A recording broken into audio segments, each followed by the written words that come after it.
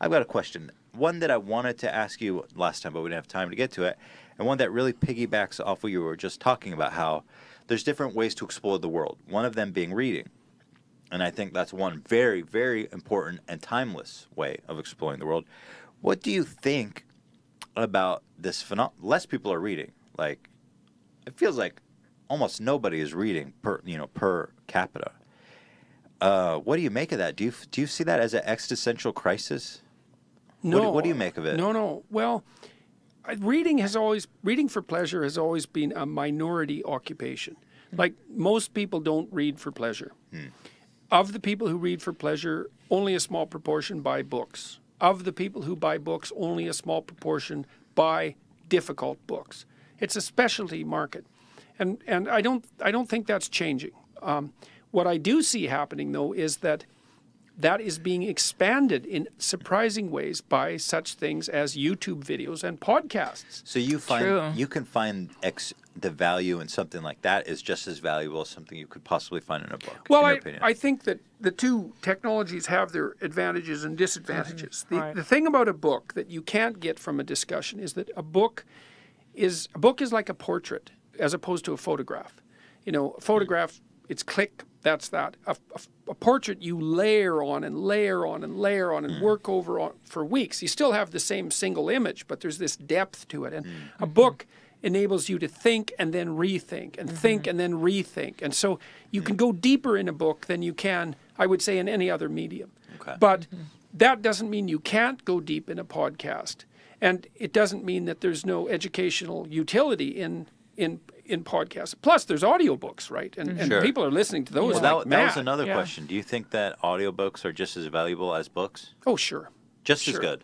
Well, the thing is, if you can really read, you can read way faster than you can listen.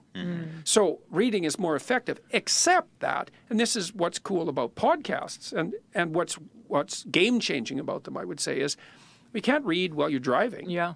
You can't read while you're doing the dishes or exercising. And so all of a sudden with the podcast world, people have all this time that was used maybe listening to music, which is fine, right? But lots of people now are listening to like difficult podcasts. Yeah, educational ones. Yes, and long, detailed discussions about political issues that was never possible with television or even with radio for that matter. So, and people say, well, young people have a fragmented attention span. It's like, well, yeah, but Joe Rogan does 3-hour podcasts, and those do just fine. And your podcast is how long usually? It's long, 2 hours, generally. Yeah. Right, so that's not for a fragmented attention. Sure. So, no, I think it's good. You're absolutely right. I think the number one person who listens to this podcast and podcasts in general are people who are occupied doing something else. Yep. And I think you're right. That's really valuable to be able to utilize that space. Definitely. It's found time. Right. And so that's why the podcast market, I think, has exploded. It's like, oh, look, I can make use of commuters. People spend thousands of dollars a month in their time commuting. It's like, poof, all of a sudden you can make that.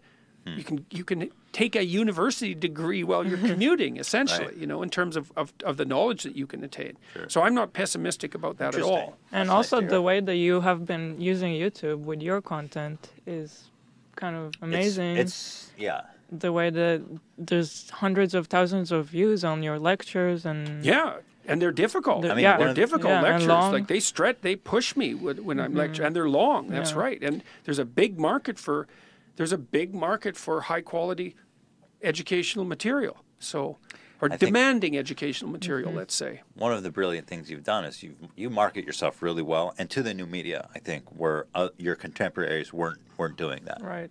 And so you really broke new ground with that. And I mean, it's paid dividends for you, obviously. Yeah, well, it's part of my insane curiosity, and I've always learned, it's this same thing we were talking about 10 minutes ago. It's like, I've done a lot of different things in my life, and I've always felt like a complete idiot when I started doing them, because that's why Carl Jung said, for example, that the fool is the precursor to the savior. You have to be willing to be a fool to advance, because when you first move in your new direction, what the hell do you know? You're just a bumbling dimwit, but you won't be that for long. That's the thing. Whereas if you stay in your little safe place, your little safe space, let's say, then, something will get you sooner or later. You can bloody well be sure of that. But temporarily you're safe. Well, that's not helpful. And so when I started, It started when I started talking to journalists. They would phone me and I would talk to them. And most of my colleagues they'd usually say something dismissive about journalists, like, well, they always get it wrong. It's like, well, first of all, there's no they. And what makes you think you're important enough to pay attention to anyways? And if they get it wrong, maybe it's because you didn't explain it very well. And the journalists would call and I'd talk to them. And well, then they'd offer me an opportunity. So I got an opportunity to go on a TV show. And I thought, oh, that's interesting. I'll go do that. And so I did that and it worked pretty well. And then I got an opportunity to do some more. And then I was on a regular on a TV panel news show in Ontario. And then I got this little 13-part series that they made out of my courses and started doing public lectures, and those all worked. And then I thought, oh, well, what the hell would happen if I put these on YouTube? There seems to be a market for them. But it was pretty amateurish. You think that whole journey started by just taking the call from that first journalist? Oh, sure. But taking it in a particular way. It was the same way that we're having this conversation. I thought, well, a journalist has a question. I'm not doing anything expedient. I'm not saying, well, you know, I'm hoping that something will come of this. I didn't have a specified goal in mind. I thought, let's have a conversation and let the chips fall where they will. Yeah. And so, and one of the things that distinguishes me, I would say, from many of my colleagues, and perhaps from many people, is that generally when someone comes along and says, well, would you like to do this? I'd say, okay, let's give it a try. And I don't expect that I'm going to be particularly good at it how would I be? I'm certainly not as good at it as I'm going to be, that's for sure. Right. You know, because obviously when you first start something, you're just not that good at it.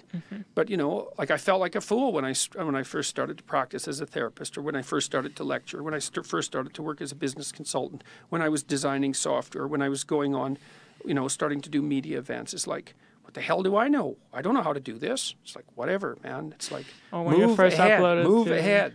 Or when you first uploaded to YouTube? Did you? Yeah. Well, and I mean, you know, the channel kind of limped along for a while. I mean, it depends on how you measure it. But, I mean, when I really sat up and paid attention was in April 2016, the views hit the 1 million mark. And I thought, million, eh? What does that mean?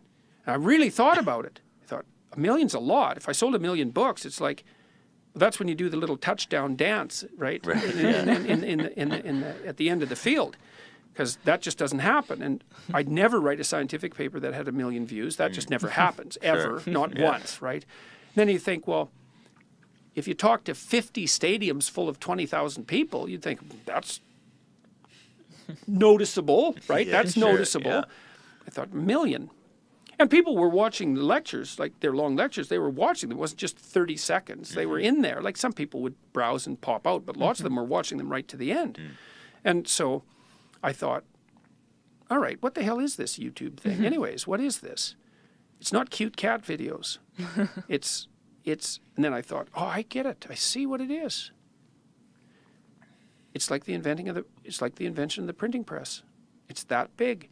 For the first time in human history, the spoken word has as large a reach and as long a duration as a book. Right. That's never happened, period. It's a great ever. analogy. It's amazing. And then that just blew me away. I thought, oh, this is a Gutenberg revolution. This is a big deal.